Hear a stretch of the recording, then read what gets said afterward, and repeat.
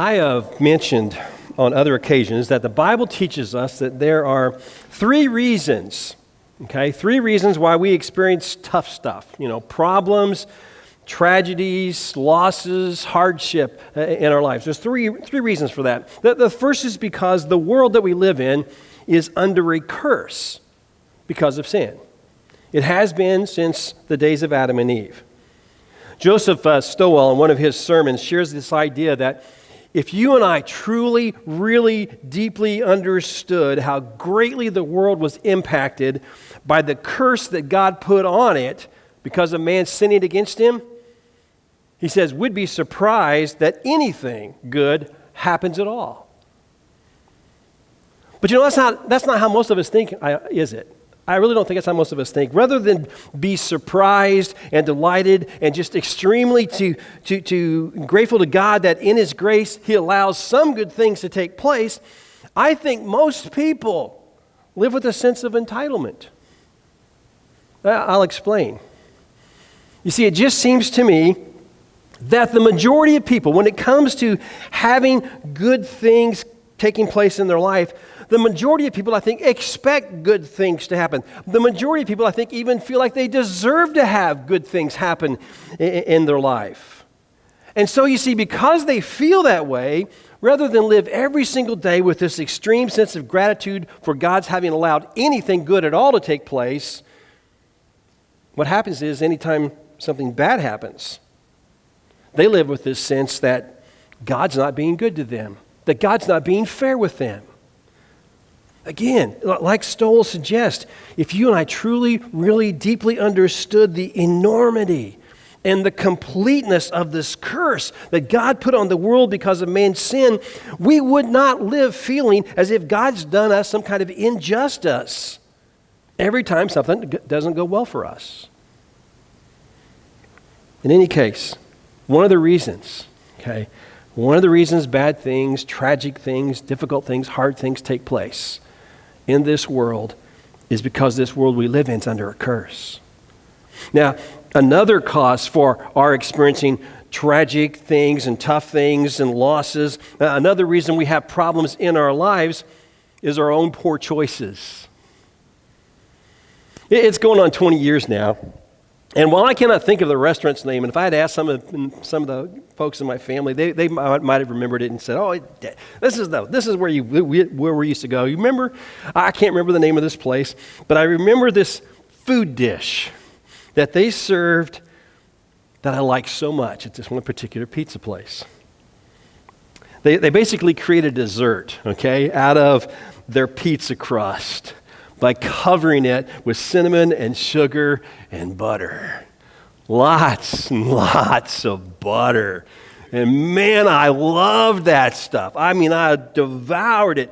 In fact, I loved it so much that almost every time we went to that place, I overate to the point that a few hours later, I'd be sick to my stomach. There were several occasions, I know this for a fact, there were several occasions I sat there in that place and I'd start eating it and I'd tell myself, you remember what happened last time? You ate too much and you got sick, so don't do that again. But I would. I mean, I would be sitting there and part of me would say, okay, now, you need to stop, and then another part of me would say, but it's so good. Just one more piece. And then one more piece would become two, and two would become three, and maybe four. And a few hours later, I'd have an upset stomach. I think we all do that kind of thing occasionally. Maybe not with food, but I think we do it in life. I think we all, at different times, talk ourselves into doing something that we know has the potential to create problems for us. And then when the problems come, we know who to blame, right? Ourselves. And yet, so often, when the problems come, people want to blame God. They drink in excess. They get drunk. They have an accident. Tragedy's involved. And then they get upset with God. How could you let me do that? They smoke, they get cancer, and they blame God. They steal, some small somethings from work, they get caught, they lose their job, they blame God. They drive too fast on wet roads, they lose control of their car, they crash, and then they blame God. They regularly squander their paycheck on lottery tickets, and they lose their car because, or their house because they failed to make timely payments, and they blame God. And on I could go. How people create problems for themselves, and then they point the finger of blame at God rather than take personal ownership for their self-inflicted problems. I mean, let's get real, people. We ourselves cause a lot of our own problems. But there's a third source of problems which the Bible makes us aware of, and that third source is others. The Bible makes it very clear that sometimes our problems are not the result of our living in a cursed world. Sometimes it's not because you and I have made poor choices. Sometimes our problems are they're the result of the choices and actions of others, other people or other beings. Just yesterday, I spoke with this coworker from Menards when I saw him about to get in a car that I didn't recognize as his. And I said, "Oh, hey man, did you get a new car?" And he said, no, this is my rental car. My car's in the shop and it's going to be there for the next few weeks until it gets fixed. And then he shared with me a little bit about what happened. Basically, another driver's bad choice led to an accident that caused a lot of damage to his car. It wasn't an intentional thing. It was just a poor choice. Nevertheless, it caused him problems.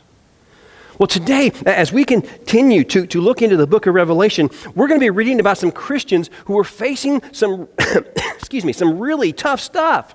I mean, some serious problems, persecution and poverty because of the choices and the intentional actions of others who wanted to destroy them. And the things that Jesus says to those Christians are things I believe Christians of every age needs to hear and take to heart. If you've got a Bible with you, or if you've got a Bible app on your phone, I encourage you to open the Bible or the Bible app to Revelation chapter 2. Revelation chapter 2. I encourage you to follow along as I read the letter to the church at Smyrna. You'll find that letter in Revelation chapter 2, verses 8 through 11. To the angel of the church in Smyrna write, "These are the words of him who is the first and the last, who died and who came to life again. I know your afflictions and your poverty, yet you are rich. I know about the slander of those who say they are Jews and are not, but are of the synagogue of Satan. Do not be afraid for what you're about to suffer. I tell you, the devil will put some of you in prison to test you, and you'll suffer persecution for 10 days. Be faithful even to the point of death, and I will give you life as your victor's crown. Whoever has ears, let him hear what the Spirit says to the churches. The one who is victorious will not be hurt at all by the second death." Now, as I said last week, even though each of these 7 letters in the book of Revelation are addressed to a specific local church body, Jesus made it very clear that all of the messages in every letter were meant for every Christian of all time. And through this letter to these first century Christians living in Smyrna, the shortest of the 7, Jesus says 3 things to Christians in every age. And the first is this: I'm aware of the problems you're facing. Now, Jesus began by telling John to address the letter to the angel of the church of Smyrna. Again, we saw last week that the Greek word translated angel is sometimes translated messenger. And the way I understand these letters is they're meant to be shared, with the lead minister of each local congregation. And that minister is in turn to share the letter with the people in the church that he leads. And so there's no mistaking who it is that composed the letter, whose words these are. Before he even begins sharing what he has to say, Jesus identifies himself as the author. These are the words, Jesus says, of him who is the first and the last, who died and came to life again. And the first thing that Jesus told the Christians living in Smyrna was that he knows about their afflictions, their poverty, and the way they're being slandered. In short, Jesus says to them, I'm aware. I'm aware of the problems you're facing. Jesus says to them, I know your afflictions. Some of you might be looking at a different version of the Bible, and you might find that phrase translated in the version that you're looking at as, I know your tribulations. I read this week that in the original language, the Greek word there actually presents a word picture, okay, of somebody whose body is being slowly crushed to death under the weight of a large rock or boulder. And Jesus is saying to these people in that first century church there in Smyrna, he's saying to them, I know the tremendous pressure that's being put upon you.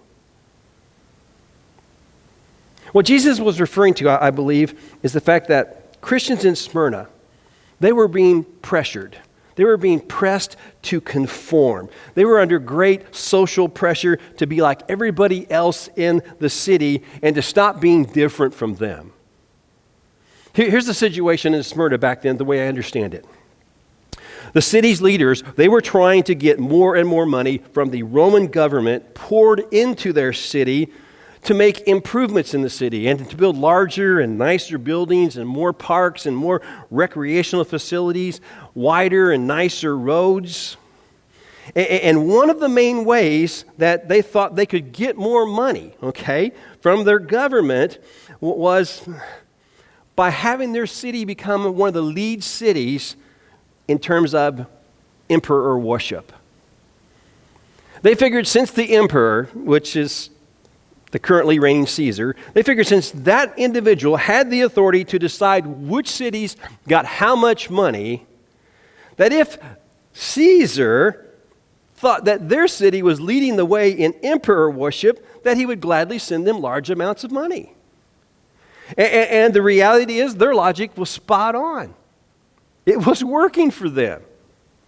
Their city was receiving lots of large payoffs from Rome. You see, Caesar liked being worshipped. In fact, Caesar liked being worshipped so much that he not only made emperor worship legal, he made it mandatory. He created this law, passed an edict which required people to throw incense on altars that were dedicated to emperor worship, and to say, as he threw the incense on the altar, Caesar is Lord. Now, doing those things, throwing incense on altars dedicated to emperor worship and saying Caesar is Lord, that became, in the eyes of many people, patriotic actions. It was a way of honoring Caesar.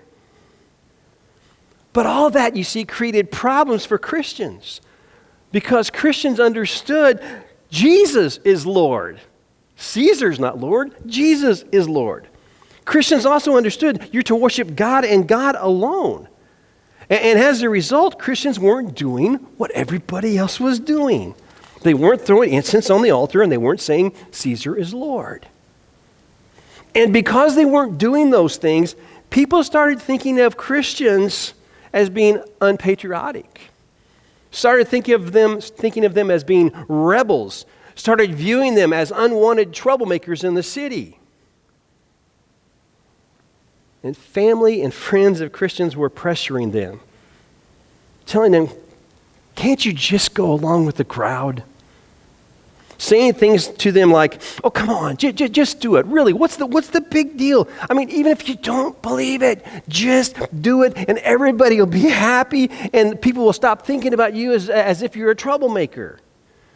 They say things to them like, look, come on, man, look at this. You're making our family look bad. Just say the words. You don't have to mean them. Just say them, okay? Please, would you just do it for us? But you see, these Christians in Smyrna, they wouldn't do it. They wouldn't worship Caesar. They wouldn't say Caesar is Lord. And their refusal to say those words led to them very quickly becoming poor. Christians living in Smyrna were living in poverty. Many of them, even to the point that they had to become beggars just to survive. You see, and that happened because once word of their refusal to say Caesar is Lord became known, they were fired from their jobs. People refused to stop shopping. The people stopped shopping at their marketplace booths. And what's worse, in some cases, their work was actually being destroyed, vandalized, and their homes were being plundered, and they were being robbed of all of their possessions. Now, if you're one of those people who underlines or highlights verses in your Bible, I encourage you to highlight Jesus' comment there where he says, I know your poverty, yet you are rich. Now, if you don't highlight and underline in your Bible, at least do this, okay? Take mental note of that comment. I know your poverty, yet you are rich. John Stott, in his book that looks at these 7 letters, his book titled What Christ Thinks of the Church, asks this question. How do we measure wealth? In terms of houses and cars, fur coats and television sets? Or in terms of God's priceless love, of a ripening character that will endure, of a faith that is more precious than gold, and a wisdom more precious than rubies, of spiritual treasure in heaven? How do we measure wealth? You see, friends, I want us to take note of Jesus' comment about there being poor and yet rich because it illustrates both the truth that it's possible to be rich in the eyes of the world and poor in the eyes of God, and the truth that it's possible to be poor in the eyes of the world, yet rich in the eyes of God. That's how Jesus was seeing and speaking to the people at this church in Smyrna. He was saying to them, yes, in the eyes of the world, you are poor, but I want you to rejoice in the fact you are rich in the eyes of God. Yes, materially you're poor, but spiritually you're rich, and to be spiritually rich is much, much better.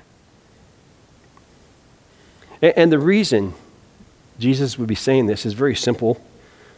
Those people who are materially rich in this world but spiritually poor, they're going to lose all that they have. But those people who happen to be materially poor in this world but spiritually rich, they're going to share in the vast riches of heaven. And Jesus says to them, he says, look, I know the pressure that's been placed on you. I know the poverty that you're dealing with because of your belief in me. And I also know that you're being slandered by the Jews. By the way, the Jews in Smyrna who were slandering those Christians, understand this, they weren't doing the incense and Caesar is Lord thing either. They weren't doing it. But for them, it was okay for them not to do it, because their religion had been officially recognized and accepted by the Roman government. And so they were exempt from having to do those things. What's really sad to me is the fact that these Jews, they know it's wrong to worship Caesar. And yet, it appears they were making a deal about Christians not doing it. One other thing about those first century Jews in Smyrna, Jesus said of them that they were saying they were Jews, but they were not. Jesus said of them, they were saying they were Jews, but they were not. Instead, Jesus said they were of the synagogue of Satan. Now, I'll tell you what I think Jesus meant by those remarks. I think those Jewish people who were slandering Christians in Smyrna were, in fact, Jews by birth. And I think they worshiped God as Yahweh, the great I am God. And I think they thought of themselves as God's chosen people. And yet, at the same time, they refused to believe in Jesus. And they refused to believe the story of how Jesus is the great I am who became a human being in order to take the punishment for sins that we deserve upon himself. They even went so far in their disbelief of the message of Christ to make themselves enemies of that message. And what Jesus was saying about those Jews who were slandering these Christians, what he was saying, he said of them, he says, they're saying they're Jews, but let me tell you, they're not. They're saying they're my chosen people, but I'm telling you right now, they're not.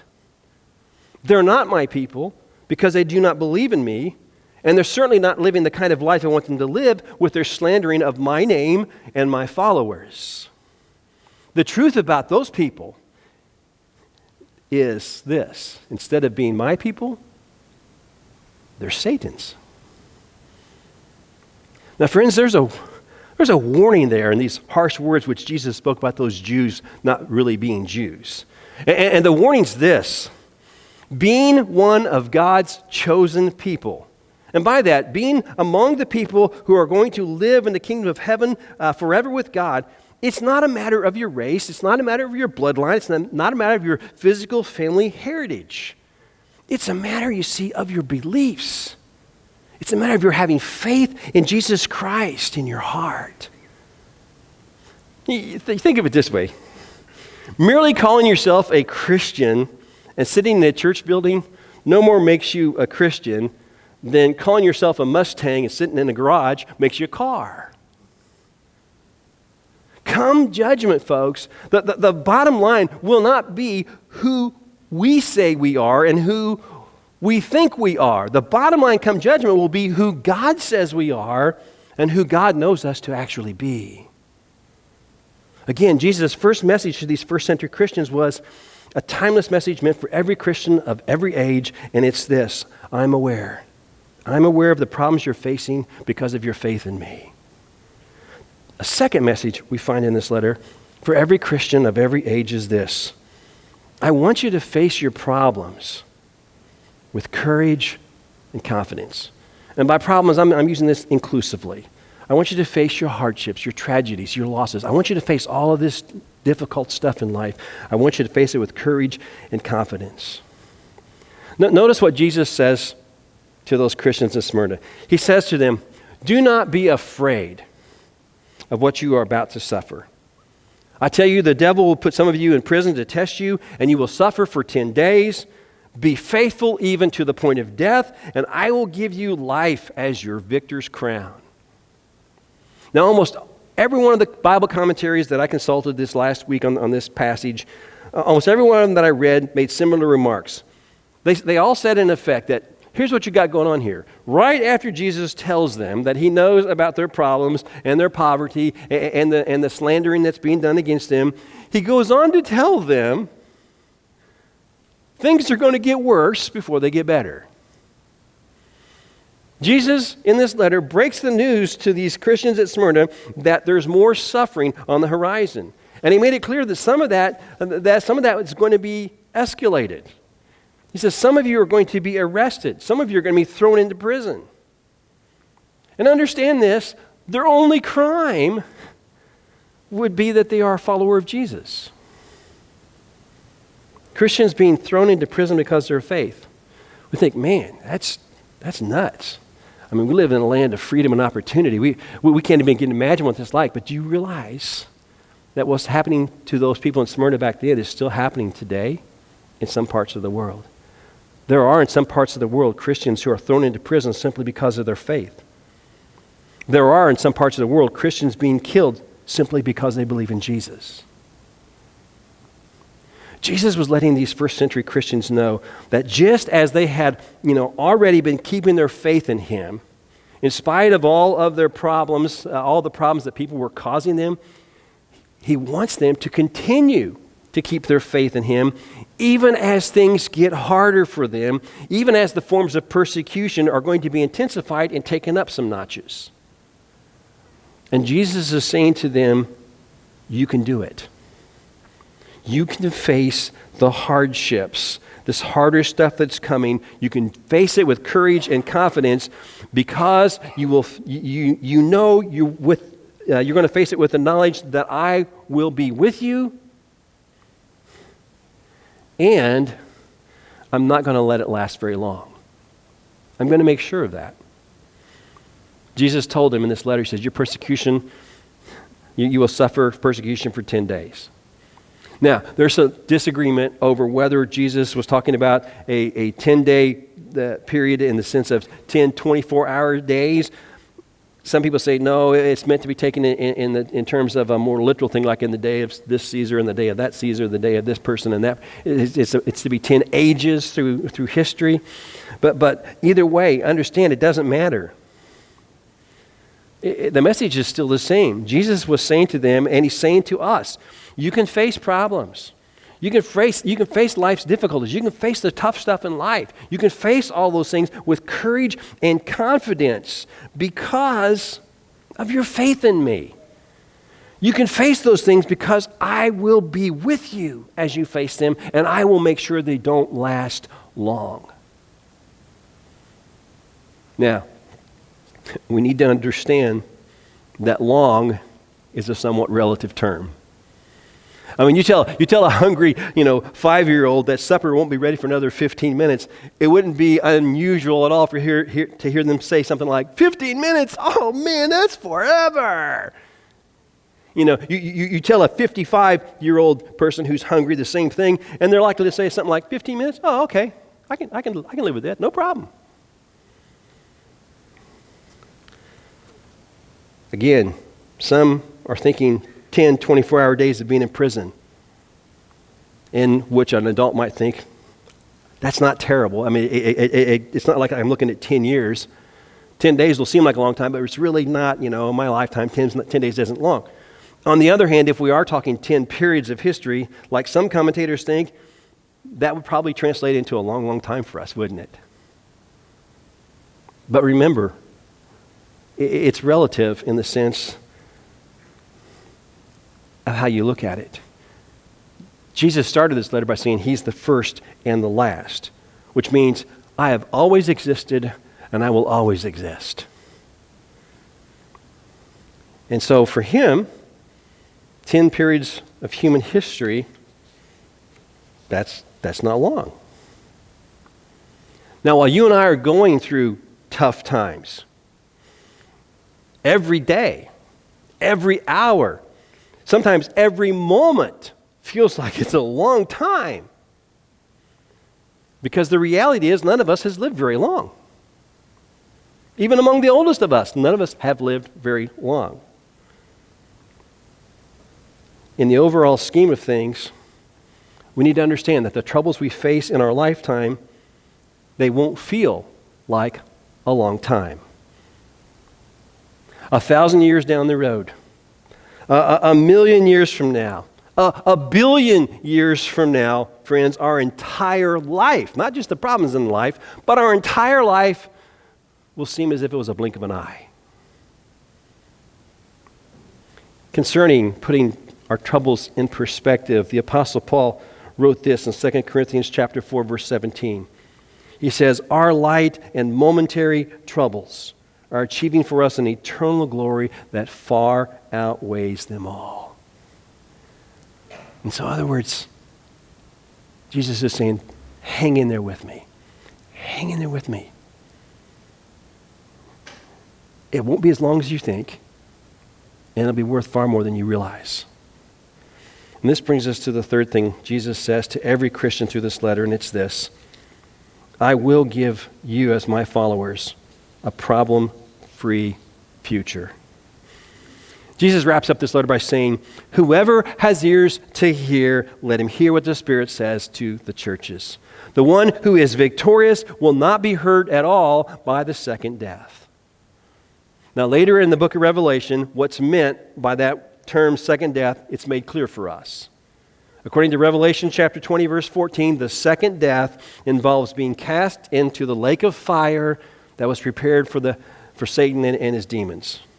Or in other words, the second death is all about being sent to hell for the rest of eternity.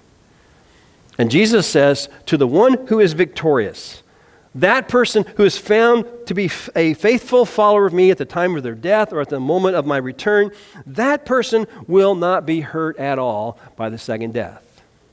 And just so you know, I learned this week in one of the commentaries that the Greek negative used in that phrase is the strongest form of negative that they used in their language. And so I think you can put this another way. Jesus was saying to Christians at Smyrna who were going through tough times, and it says to Christians who go through a tough time in any time, he's saying, you stick with me. You keep believing in me. You keep trusting in me no matter how hard your life gets. No matter what levels of trial or tragedy or persecution or loss you face, I promise you when you die or upon my turn, whichever comes first, I will not, in no way, shape, or form, I will not let anyone or anything cause you any harm. I assure you that I will, out of my love for you, I will, with the power that I possess, I will welcome you. into heaven. And there's nothing that Satan or anyone or anything in all of creation can possibly do that will keep that from happening. I will make sure that you don't even get a smell, a hint, a taste of the second death. But you will go from life to life.